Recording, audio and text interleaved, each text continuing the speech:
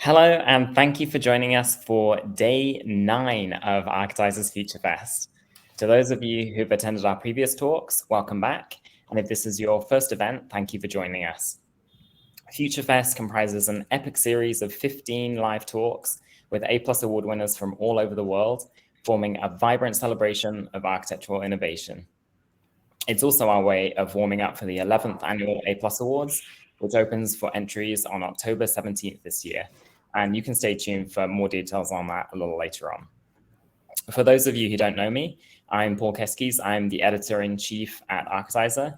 And today I'm thrilled to have the opportunity to chat with Shajay Booshan of Zaha Hadid Architects, who will share some of the firm's boldest projects and respond to the question, can technology transform construction? Now, while we wait for the room to fill up, I want all of you to say hi in the chat if you can, on the right side of your screen, and let us know where you're from. It's always amazing to see people from all over the world joining us. Now, here are a few pointers about our live platform. If you have any technical difficulties with the stream, you can click on the help icon in the bottom left corner, and you'll see a few options for improving your picture, the sound, and so on. It's worth noting that there will also be a recorded version of the talk, so you can catch up on anything you missed or share this with your colleagues after the event. Thirdly, questions. You can type anything you like in the chat, but if you have a specific question you'd like to ask, we recommend you use the questions tab. Just click on the questions icon on the bottom right of your screen and then type your question there.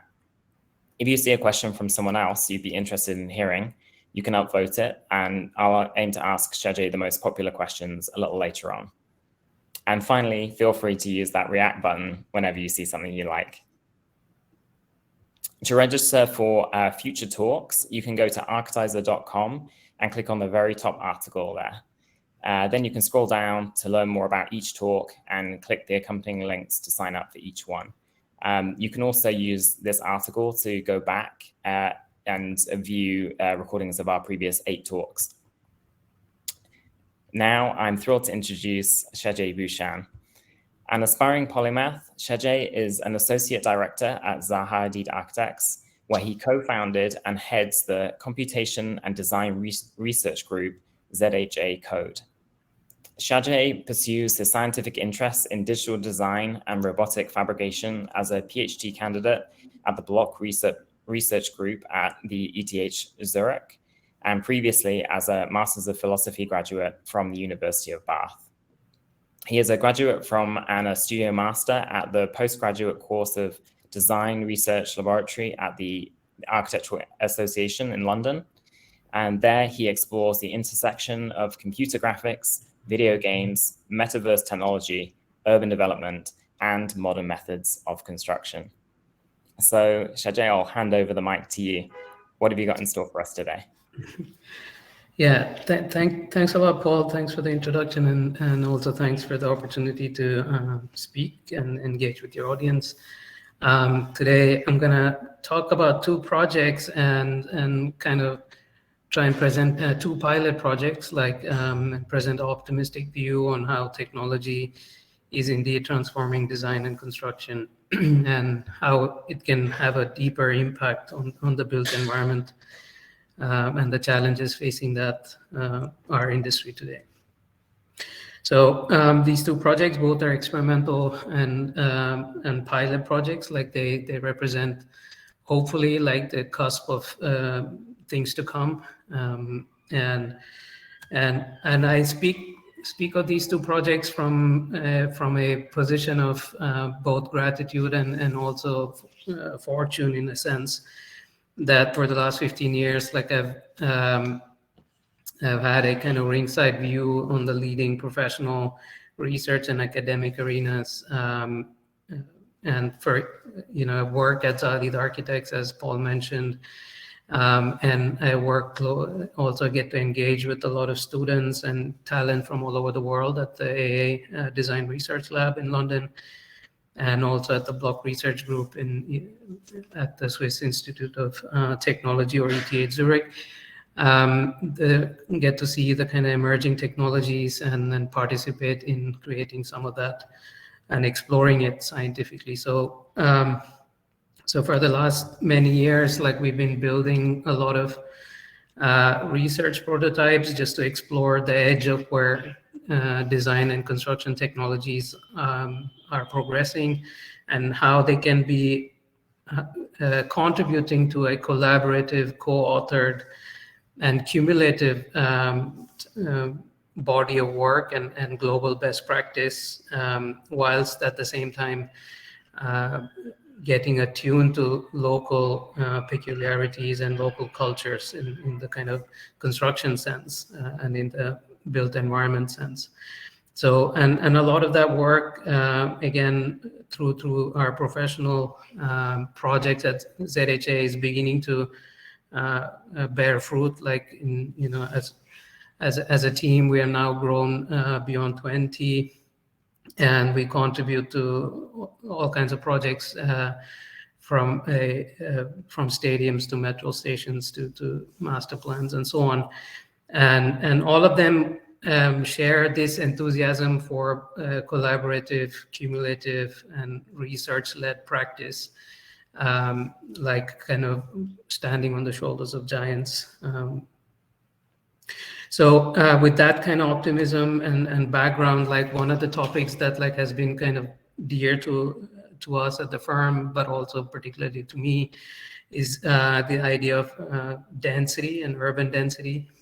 Like the 20th century has made popular this idea of a metropolis being somewhat like car friendly or extremely car oriented, and so our idea of a modern city tends to look like this. And on the other hand, dense, pedestrian friendly, human scale cities like Barcelona tended to fall out of favor, or the general perception has been that it is more congested and hard to service and less modern and so on. But in reality, bears the kind of opposite evidence. Like sprawl consumes a lot of resource, as you can imagine, like to heat, to commute, the number of roads, and apart from all the social and mental health issues of isolation and not seeing your friends and so on.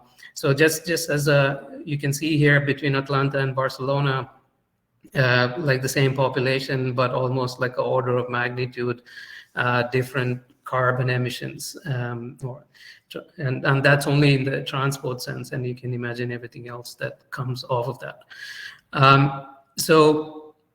And this is not only been true for Atlanta, like it is generally true for almost all 20th century cities, and particularly in India, where I'm from, like where they're building a lot more new cities, and also in China and Latin America, where my partner is from, and so on. So this is not like an isolated thing, and so this motivation or this kind of paradigm of thinking of buildings as cars and cities as machines, which kind of are based on sense of universality and optimism of the 20th century about the car and automation and assembly line production and so on.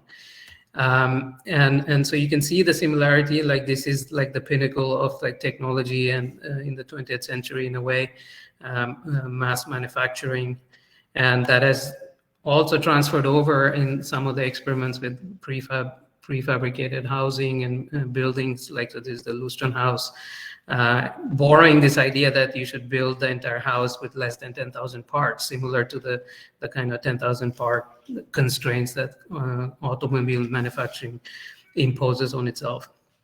And so this idea of technology of the time permeating into architecture is not new. But on the other hand, like it still persists, like over a century later, like this is from the UK government's handbook for construction, modern methods of construction. We're still thinking of houses as cars and cities as machines, and perhaps now might be a time to kind of rethink how we might get back to buildings as being meant for people and their activities, and cities as hosts for a large portfolio of human interactions, human activity, and so on. So, and at the same time, increasingly address the sense of material and energy conservation, which is a huge challenge in our industry, amongst other industries. And also to have a sense of endurance of our buildings, and that it can adapt to changing, and not throw away or demolish buildings like before their expiry date, so to speak. So so that's the context that is in which like I want to base my presentation and talk on, that we can have tech-enabled, responsible, and engaging participatory design, and it's actually happening all around us, like in various institutes in Europe and in Asia and North America and so on. It's happening everywhere. We just need to be more attentive and also bring that to the fore, and how we can deliver those gains that are being made in research and development, like to the wider audience, how we can democratize that for impact. And so I hope to present a kind of very technology optimistic perspective. And within that same perspective is this idea that like design is not automation. It's like an architecture, an application of technology in architecture is not just a matter of efficiency and automation as it has been previously conceived, but we can think of design as tech-enabled cultural production, and it's not just a product, right? It's a service in the service of the end user. And so there are other industries, like also architecture in the past has taken this view that it's technology that is used by designers and used by the professionals, engineers, used by fabricators to create these spaces of cultural value. The movie industry is a 21st century equivalent or a role model, let's say, where hundreds of PhDs worth of technical development goes into a movie. At the same time, all of that happens in the background. There's still the craft of lighting, the craft of storytelling, the craft of scene production, and so on. So there's a kind of tech-enabled production of culture perspective that is very relevant in computer graphics and computer animation. That's why I've tended to follow a lot from that industry as well. And it's also truly collaborative. It's not a single author, like most movies are like hundreds of people, very comparable to the production of a building, which requires like many disciplines to come together and collaborate and coordinate and build on global best practice, but at the same time be expressive and produce cultural output. So in that sense, like I will propose that like the kind of these disparate fields of computer graphics and particularly computer geometry, both historic and contemporary extensions of it, and robots, and the world of video games can actually be productively used to provide a solution to the challenges facing our industry. And one of the big challenges, as I mentioned, is like a lack of engagement with the public, with lack of public engagement with the built environment, leading to buildings becoming unloved and like needing to be demolished well before their expiry date. And as many of you will know, like the building industry contributes a lot to the carbon emissions while it is being built, but it also contributes even more when you demolish a building. So 40% of emissions from the building industry come from the demolition phase. So there's a lot we can do, and a lot technology can help in terms of addressing these issues of like improving public engagement with our built environment, and at the same time building responsibly. So I would propose that like we need to change, two major changes need to happen, and one of them is how we design and how we build.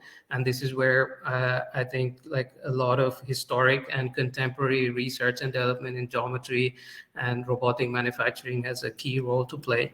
And when we think about high performance shapes, like we mean shapes that are like this eggshell, in the sense that it is consumes very little energy to produce. It is therefore also kind of low carbon, and part of the reason that it consumes less energy to produce is because like a lot of the strength comes because of the shape. It is not it doesn't come because of the material properties, like in the sense that you can have very low strength materials, which usually translate to low energy input. You can use low strength materials but achieve high strength in the structure because of the shape of the structure, right? So exactly like an eggshell in that sense. So you can have very low energy materials, but like high endurance and high strength shape. And when we think about this, like it's not often that you think about stone and masonry construction as being high performance geometry, and you wouldn't ever think of stone as being a lightweight structure. But these kind of structures, because of their shape and because of everything that you see in this picture, like the ribs that you see, is basically like an eggshell but in stone.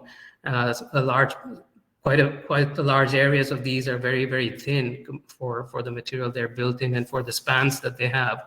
And they obviously also have very high endurance, like in the sense that they last for hundreds of years. So one of the key messages is that, like, to be sustainable, to be responsible, is to design the appropriate shape first and foremost. So it's a matter of appropriateness of geometry. And so we can borrow a lot of geometric principles from ancient masonry.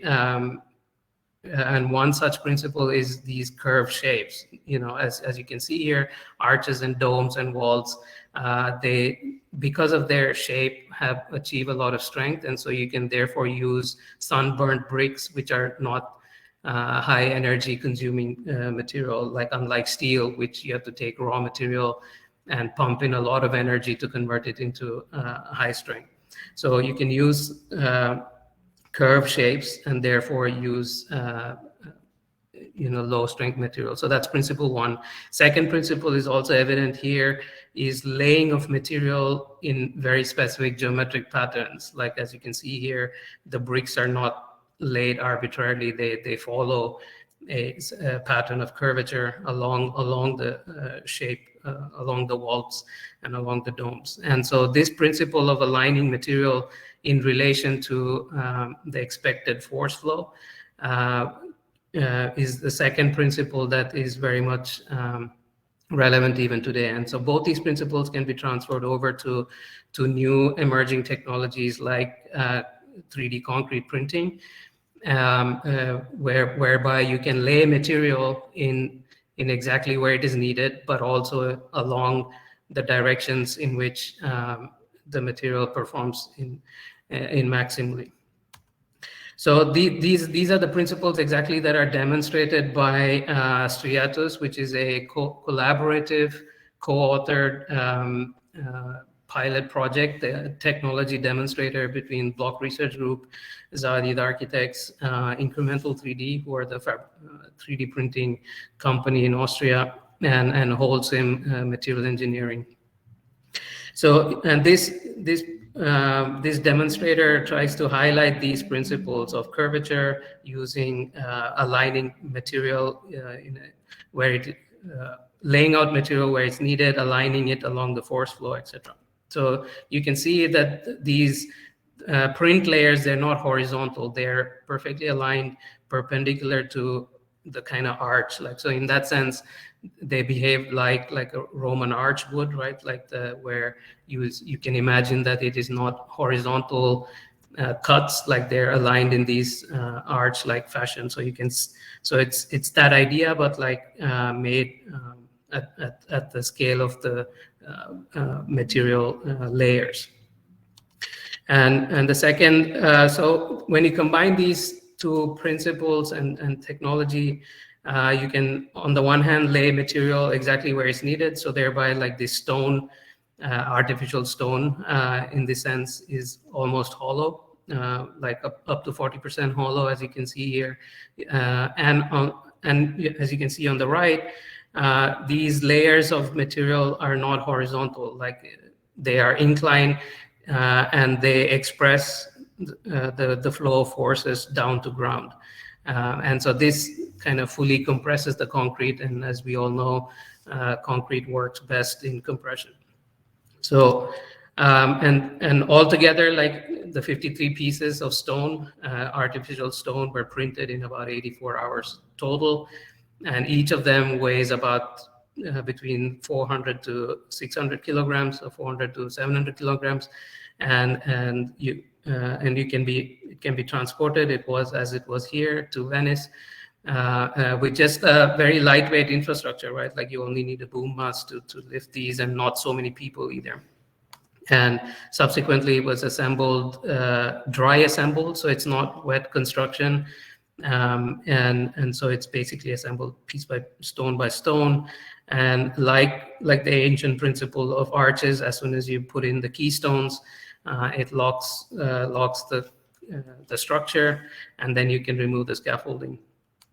And so in that sense, like we're combining some like ancient principles of masonry construction, of using appropriately curved shapes and laying out material in the right directions, by adapting them to modern technologies, so 3D printing and computational design. And so we're no longer restricted only to these primitive shapes of arches and walls, but we can extend that principle to more free-form shapes as well. So all of these principles together kind of highlight or make the structures have these address these concerns of designing and building sustainably. So through the use of 3D concrete printing, we can reduce the amount of material used. We can also use low strength material. I mean, we didn't actually use low strength material in this particular printing, just because the material technology has to evolve, but we do open outline a pathway to use lower strength material. So we're using the total amount of material, but also the total amount of energy. Potentially, we could reduce the total amount of energy needed to produce the material. Second, it is very reuse friendly, like because it's dry assembly. So each of these stones could be disassembled, like it has already been. It has been fully disassembled and crushed and recycled, and we are making version 2 with that recycled concrete.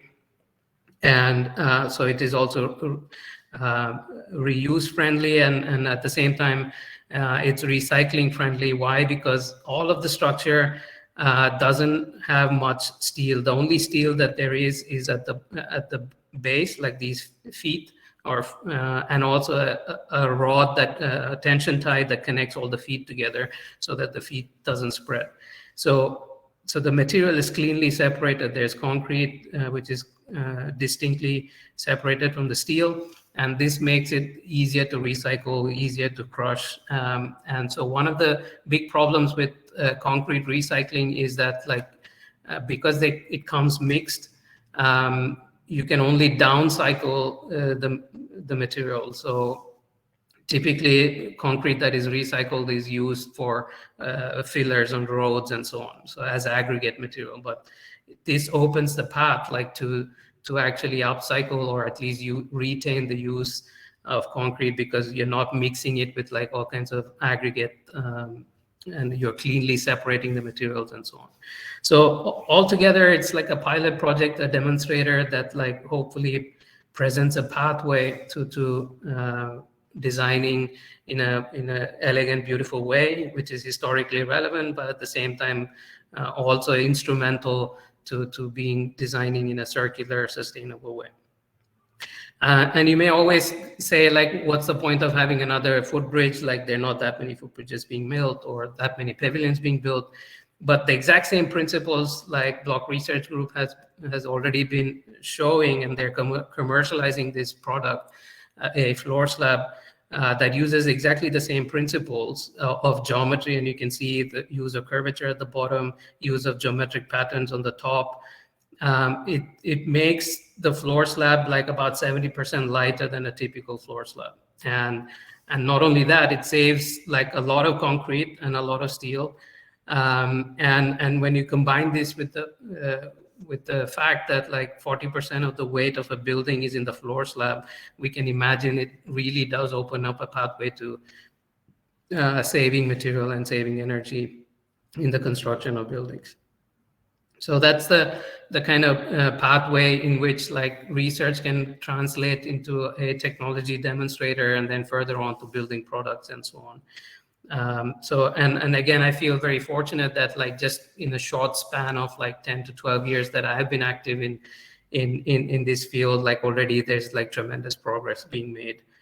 And the second point is that geometry is also instrumental in being the common language of collaboration, like because the challenges facing the industry obviously is no longer possible for a singular architect, a singular engineer, singular fabricator to solve. Like we need to have a global best practice and collaboratively evolve solutions to the complex challenges. So again, in this sense, geometry is a key role of being the common language, a visually understandable language, which we found even in this project. So these are the various steps, like to go from simple outline skeleton of the bridge, like through various geometric steps, converting it into robotic instructions and also assembly instructions until the final bridge. And in all throughout this, it's like the way things were coordinated and teams were collaborating across geographic boundaries, across all through the pandemic. Like the three teams never met each other until the last day of the opening. And so this was possible because of this common language of computer code on the one hand, and then also visually and understandable concepts and enduring concepts of geometry.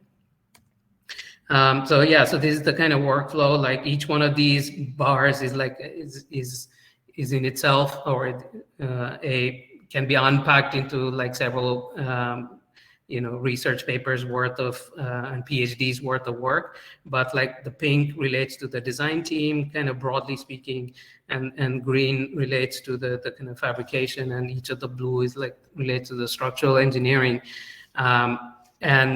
But you can see that like all of these had to come together in very intricate ways in a very short time, from start to finish, like less than 5 months, and really trying to create a spanning structure in a not so proven technology yet, and so on. So again, collaboration enabled by geometry. And likewise, the last point I would like to make about geometry is that like computers and robots can return a sense of intelligence and pride to construction. Like throughout the 20th century, like construction technologies like has been kind of more grounded in kind of assembly line and kind of removing the skill part out of it. And so like the kind of the use of computers and like bringing back some of the geometric intelligence can return a sense of pride and a sense of achievement and a sense of skill and craftsmanship back into the industry, and which is particularly important when we think about how to meet the challenges of the 21st century.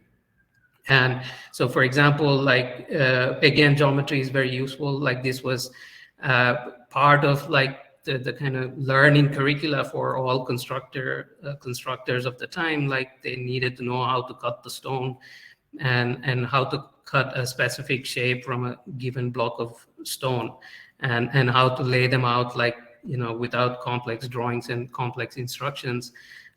There is a way to there's a set of rules and set of established traditions, let's say, on how to draw these systematically, and there were a set of instruments So all of this is like pre-computer computation, right? Like, and so that made the construction industry on par with like physics and on par with like engineering and on par with all the science of that time, like St. Paul's Cathedral. Like Christopher Wren was a contemporary of Isaac Newton, and they almost used the same kind of techniques at that time.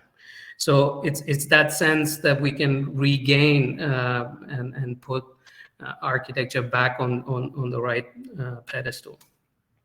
So, and then we can also transfer like a lot of this knowledge and upgrade it and enhance it through to computer code and modern day technologies. Like we can, transfer that to robotic manufacturing, like we did in this particular case. Like, how do we cut a bench out of like a block of foam?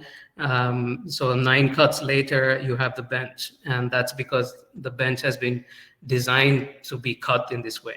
Right, like so it's so again borrowing from historic Gothic principles and so-called ruled geometries. So those of you in London could see these benches in London, the Science Museum in London, like where they opened in 2016.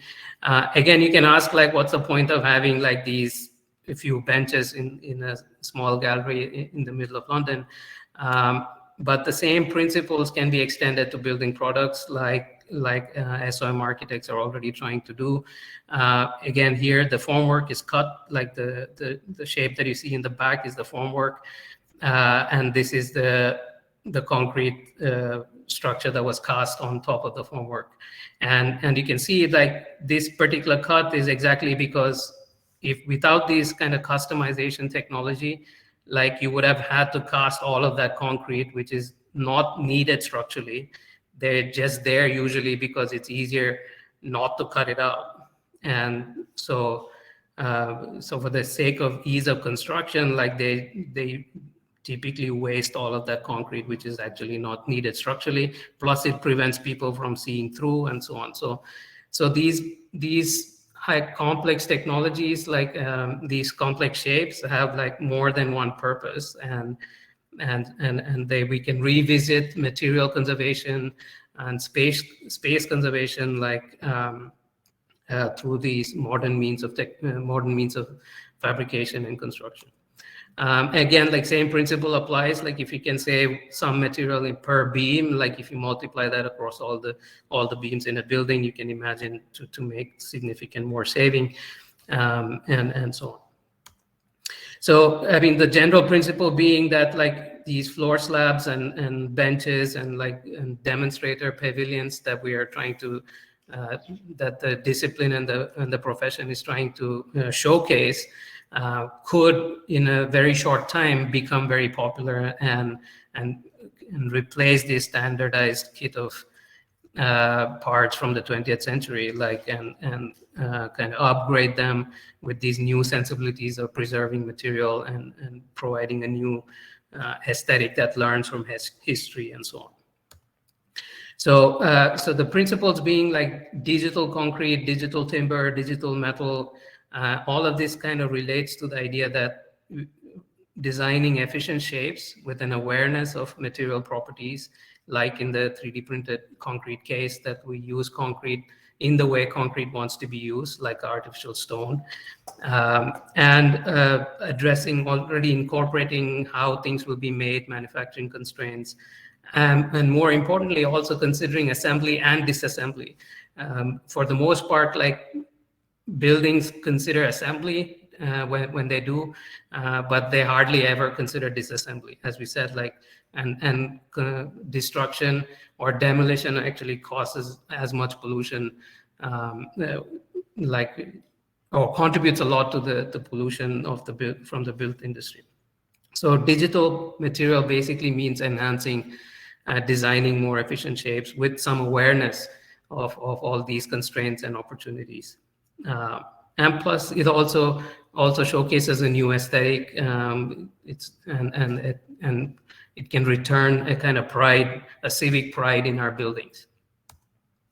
So that brings us to the change number 2. Is quickly to go through like how can we democratize like all of this emerging technology that is emerging all throughout the world, and this is where we think like we should make these proven design technologies compatible with video games, and so try and engage the next generation of designers and the broader public with this medium.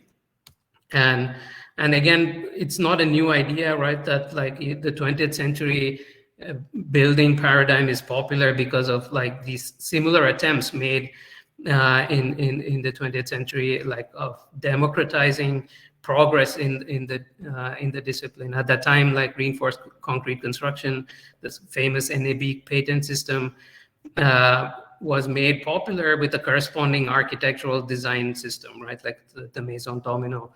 So these two go hand in hand. And then we know like buildings, this technology was spread throughout the world as and originally conceived as a self-help construction system. It kind of became ubiquitous throughout the world. And also corresponding to that were these kind of simple proto rules of how to design buildings which take advantage of these technologies, like so these ribbon windows and these column free spaces, all of that are rules that come because of the technology of that time, like because reinforced concrete construction could do these things. So it highlights that like you can have these strip windows without restriction and so on. So these proto rules, and we think like something similar can totally happen with like video games, because they have a sense of virality to them. Like you can easily disseminate global best practice because of the and not much coding is required. It is engaging and fun and so on. But unfortunately, if you go to any of these video games, like this is the state of architecture that they offer you. And so we think like, why not actually make available and distribute proven design? Like why not make tools and presets for non-expert users to engage with, and maybe even commodity buildings, like the number of square meters that need to be built, like architects cannot build it all. So why not make some of these tools available to a broader public? So that's what we tried to do, is like, so this gallery that I mentioned before, like, you know, it also showcases a kind of progression in research and development, like in the way these fabric shapes are put together or the benches are put together and so on. And so we think there is a spatial benefit and a construction benefit and so on to these shapes. And so why not make them available in the same way like these presets are available, and why don't we encode and distribute this design knowledge through the medium of games, and also have these spatial presets that go with it, because obviously non-expert users, they don't want to design every nut and bolt and every chair, like they just want to quickly visualize things. So that's where we think like if we can combine these two major changes, like on the one hand, there's a lot of research and development happening in responsible, digitally enhanced materials, responsible design and sustainable circular construction and so on, and how we can democratize some of that through the video through video games. And so lastly, I will end with this project which tries to do that. It's a pilot project. It's under construction, kind of early stages. But I just want to quickly show it's in Honduras, on an island in Honduras. And again, we try to do some of this, like democratizing disciplinary gains, whereby we create these tools, designing for choice, so end users can quickly pick these pixels, and behind the scenes we can calculate these options based on whichever pixels the users have chosen. And so this is like a kind of video game that we put together for the home buyer, let's say. So not only they can customize their house, but they can also custom locate it in 3D space. So, and that's also beneficial compared to modular construction. One of the benefits it offers is that we can optimize the global stack together. So the house at the bottom doesn't need to be the same as the house at the top. Like, you can save material. The house on the top can be lighter, which is usually not possible in modular construction, because you have to build for universality. So by having this kind of pre-game, we can now design, optimize at the scale of the cluster of buildings, not only the individual buildings, individual modules. And then all the standard benefits of kit of parts, construction, modular construction, and so on. And the other thing that we're trying to do is, like, rather than import like a pre-manufactured building unit, like, we import the machinery and use local timber and also local skill in timber construction and concrete construction. So we are trying to upgrade, like, digitize the building trades as well. So that is being done by a company called Circular Factory, and so we hope that this is going to come together as a pilot community of 10 houses, like in the summer of next year. But, like, once we can showcase this, we hope to kind of then subsequently densify and then also export some of this back into cities, and not only for remote locations. So to conclude, like, we can say we can kind of transfer from, like, the 20th century paradigm of centered on automation and universality, and we can promote a kind of responsible lifestyle and channel all the enthusiasm around games and new technologies to enhance and sustain the physical world. And in doing so, try and remember that, like, the 20th century achievements, like of the assembly line production, was balanced by equal change in the lifestyle. Like, they positioned the car as instrumental to a new lifestyle, a modern lifestyle. So we can do something similar with trying to promote the use of geometry, robots, video games. And we have seen the unreasonable effectiveness of masonry construction, the importance of geometry, the critical use of robots, and also the surprising relevance of video games to our industry in architecture, engineering, and construction. And so we hope that we can empower a new generation of gamers. We can educate them, but also mostly enable and empower them to create new, responsible, and engaging environments. With that, I thank you for your attention, and I'm open to questions now. And thanks again, Paul. Wow, that was definitely one of my favorite talks that we've had so far in Future Fest. You did such a great job of covering a mind-blowingly complex kind of set of challenges, if you like, yeah,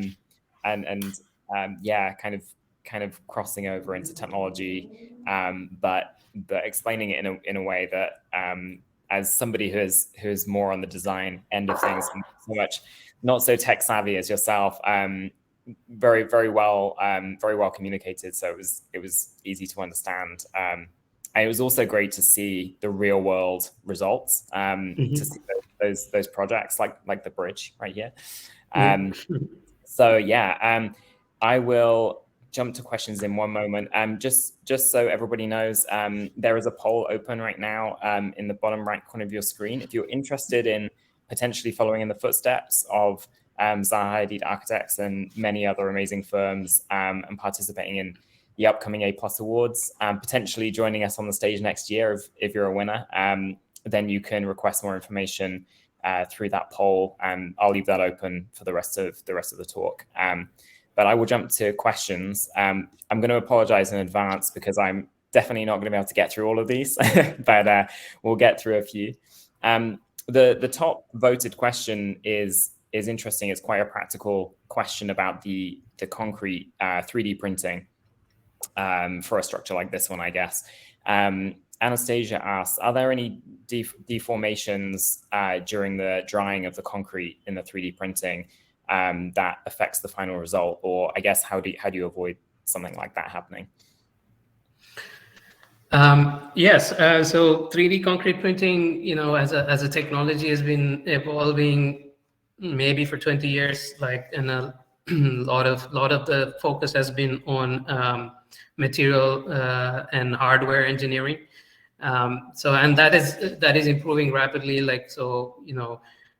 Since the last 4 or 5 years, there are several new entrants. Literally every part of the world has some supplier of 3D concrete printing technology. So that part is improving a lot. The material,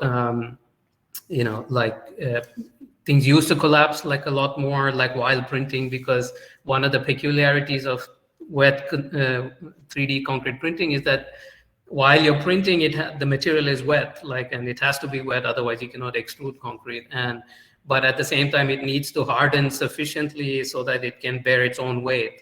But if it hardens too much, then the next layer is not going to bind to it. And so it's like a game of how much you can print, how quickly can you print, before the material dries up. So this is a kind of set of constraints that can be incorporated into a digital design, a computationally enhanced design methodology.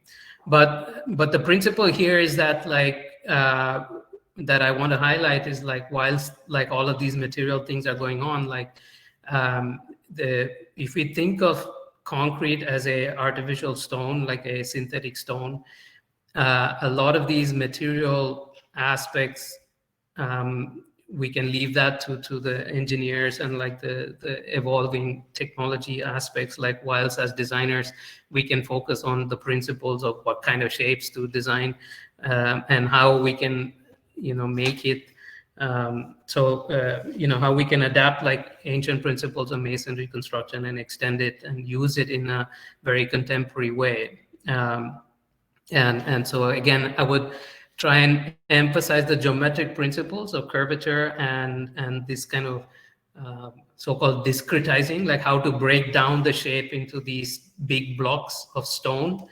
And so that is the designer skill in this sense, right? How do you combine this structural principle but also make it spatial, as the picture behind Paul's suggests, right? Each of those curves and each of the divisions has a structural purpose, but also it's been laid out so that it aligns with, it's visually coherent, and it also is spatially coherent. So so that would be my long answer to say yes, it does affect. There are these material imperfections which is getting better every day, but the geometric principles are more enduring, and they will remain relevant for a long time to come. Yeah, I presume that there's a lot of technology on the formulation side, so you can get incredible consistency with the how this is mixed together. I love that it has to be liquid, but then it has to be solid real quick.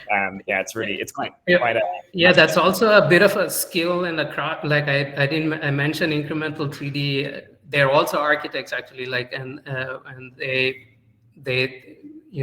and that reflects in their craft, because they just happen to now be into 3D concrete printing. They're a fabricator, but they're actually designers, and so they pay attention to all of these imperfections, but at the same time how to productively make use of them. So for example, one of the ribs that you see in the picture behind Paul, they discovered that because the robot has to go slow, it has to turn, and when it has to turn, it has to go slow. So more concrete is extruded at that particular point, and it creates this little bulge. And so we thought we should just capitalize on that, and so we just put a pause in the robot's path at every exactly where we wanted it.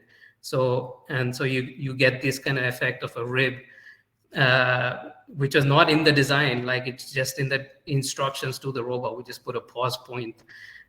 So the robot pauses for that 1 second more, and then it extrudes a little bit more concrete than elsewhere. And so you create this. So, we can look for these tectonic opportunities once you understand the manufacturing process. Love that. That's awesome. Yeah, and the next question is from Amir, and it's on a completely different kind of subject. But Amir was thinking about how this technology, I guess, could be used to solve bigger issues like the housing shortage, global housing shortage. He says that the challenge we are all confronted with as technologists is how do we build affordable and sustainable housing at scale? Is design and geometry the answer? What role does process and contract innovation play? So I guess, is there some kind of relationship between the design focus elements and also the process, changing the process? So maybe this kind of technology is more accessible to more people around the world. Yes, I think it's a complex issue, of course. Affordable housing and affordable construction in general, and has to be contrasted or balanced with making it engaging enough, right? That it's not. I mean, we've already seen that just automation and producing a large quantity without considering the social aspect, without considering the engagement aspects. It didn't actually work in the 60s. It didn't work in other mass manufactured periods. So as technology is indeed a very important point, how to build sustainably, but at the same time, I strongly believe that it has to captivate a broader imagination and return a civic pride to the construction. So otherwise it's not going to be sustainable. You may build a lot but it's not going to endure, and you'll have to tear down a building. It's already happening in China, right? You build lots and then it's not adaptive enough, and it's not engaged enough with the community and so on, and then suddenly you have to tear it down after 10 years, or it never got occupied. And so I do think it's a very loaded problem, and many different angles have to be tackled. And of course, sustainable construction is one part of it. But my point is that we should also consider that we need to democratize good design. We need to decentralize good design for us to meet the affordable housing challenge. And at the same time, we should also build more, but within cities and densify cities, right? Of course, you can build a large number out more quickly, perhaps when the sites are empty. But that also means that you end up consuming a whole lot more resource in the long run, and plus it's quite likely to be underutilized because and so I think we should build more, but build better and build in the city. Yeah, I feel like we need to do a whole nother conference on the housing challenge and typology related topics like that. Thanks for that question. Yeah, and I think in terms of taking pride, I think this next question is interesting. It brings kind of aesthetics into it. So Demetra asks, so computers do all the math, but but do we still need the architect to criticize the outcome as far as aesthetics are concerned, and maybe change parameters afterwards and recompute, redesign? So yeah, I'm interested to know as well, when you plug in the numbers and a form kind of comes out, this is the most efficient form or whatever. How much do you care what it really looks like from a beauty perspective? How much does that matter? Maybe it's naturally beautiful because it is so perfectly efficient. Yeah, I mean, so, I mean, yeah, again, thanks for the question. It's a very important role that architects play in this sense that, and the role that geometry plays here again, right? That it's a lot of these, like the buildings of Gaudi, and you know, he was also using a lot of these geometric tools. And so the aesthetics here is the aesthetics of high performance, right? Like I mean, on the one hand, it is like physical performance, like of carrying weight in the most effective way with using as little material as possible. So, and none of this is like, you know, like automatic, right? Like it's similar. That's why I try to mention the idea of movie making, and that design is not automation. It's design is using technology to tell a story, whilst using within the constraints of technology, right? And so, yeah, so the buildings of Gaudi, the movies and the music, like, you know, all of this we use as technology, and but at the same time it doesn't negate the role of the architect. If anything, it just foregrounds the role of a design team, and that, like, engineers are just as much part of the collaborative design team as the fabricators and so on. And so again, the role of geometry is to be a medium in which to negotiate all of these disparate concerns. One are fabrication related, some are structural related, some are spatially related. And so that's what we tried to demonstrate with the bridge. We wanted to put it in the park and have people engage with it. Even though it's a technology demonstrator like that, we wanted it to demonstrate that it also can handle some of the social use aspects. Like, and like the bridge was actually very, very much loved and used for the 6 months that it was in the park. People were, like, you know, having lunch underneath, and then they were walking their dogs on the steps, and like, so it was quite a confluence of multiple disciplines. And I think that's the point I would like to make, that geometry enables collaboration, and enables to dance within the constraints. It doesn't. Nothing is automatic.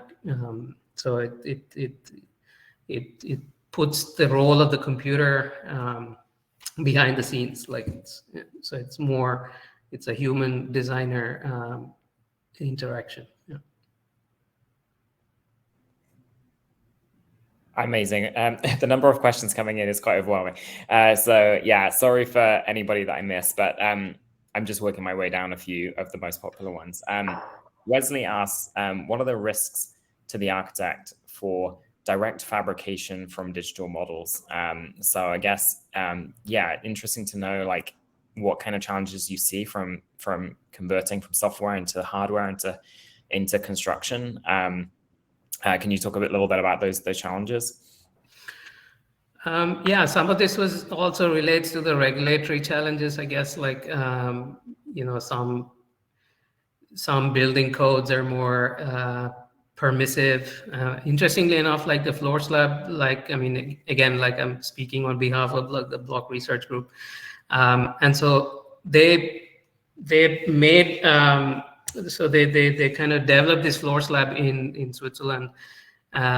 Interestingly, it's a building code that allows for calculations to be demonstrated through these geometric means. Like, they don't need numerical calculations. So and so these are well established, like, you know, for hundreds of years. Like, stone buildings have stood up and been assessed for stability and so on, using these very principles, very geometric principles called graphic statics, and which the Block Research Group has now extended and enhanced through modern computer graphics and modern mathematics and so on.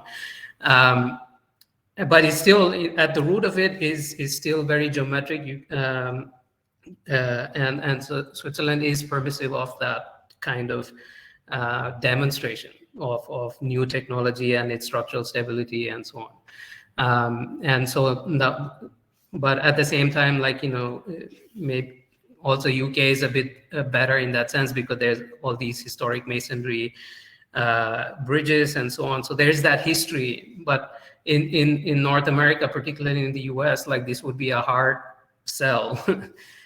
You would have to kind of go through a different testing regimen and so on. So that is one part of the challenge.